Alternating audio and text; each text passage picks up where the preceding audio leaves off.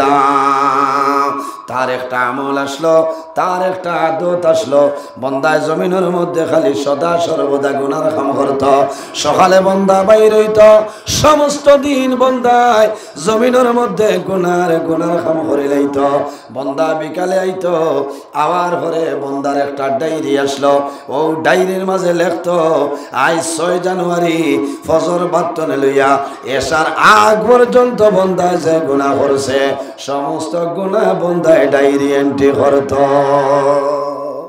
আচ্ছা, গুনাহ করলে মানুষে খোয়া লাগে মাথুই না? হে ও ব্যক্তি আসলো যে গুনাহ দিন করে, কোন জায়গাত কোন সময় কোন গুনাহ সব ডায়েরি এন্ট্রি করে। আল্লাহর বান্দার বৃদ্ধা মা জননী বারবার কয়, ও জাদুমণি, আমি মায় হইয়ার এই ধরনের গুনাহ জমিন কোনো সময় তুমি করিও না।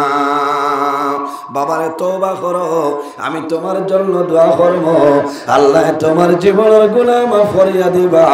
আর আমি মায়ে অনুরোধ করিয়া তোমার ডায়েরির মাঝে সেই গুনাহটা তুমি লইলে কিয়া তৈও না। কারণ বন্দায় গুনাহ করার বাদে যদি আরেকজনের লগে গফ করিলাই বিপদ পড়ে যাইবা, কারণ আপনি তার সাক্ষীদার হয়ে যাইবা। কিয়ামতের ময়দানে আপনার সাক্ষী দেওয়া লাগবো, বলে ওই অমুকে কইছে।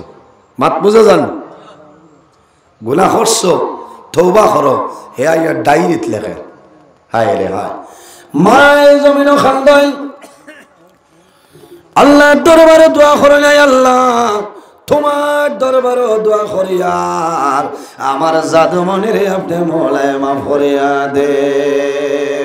লম্বা ঘটনা বাইরে জোয়ান, ইলা কোনো গুনাহ নাই যে গুনাহটা বন্দায় জমিনও ছাড়িয়া দি